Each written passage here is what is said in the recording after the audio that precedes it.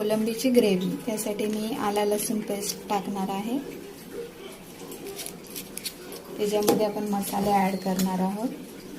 लाल तिखट, हळद, जिरा पावडर आणि गरम मसाला. मॅरिनेट करून ठेवूया. कोलंबी ग्रेव्हीसाठी कांदा घेतलेला आहे आणि टॅमॅटोची प्युरी घेतलेली आहे. तेल आपण इथे गरम करायला ठेवलं आहे. कांदा टाकून घेतलेला आहे. आपण ही टॅमॅटो प्युरी टाकणार आहे. चांगलं मिक्स करून घ्यायचं. आता आपण ही मॅरिनेट केलेली कोलंबी टाकून घ्यायची. त्यामध्ये 1 वाटी आपण पाणी घालून घ्यायचं. गॅसचा फ्लेम आपल्याला फास्ट ठेवायचा जेणेकरून कोलंबी आपली पटकन शिजेल. मीठ टाकून घेऊया. थोडीशी आपण कोथिंबीर टाकून घेऊया. आपली कोलंबी ग्रेव्ही रेडी आहे.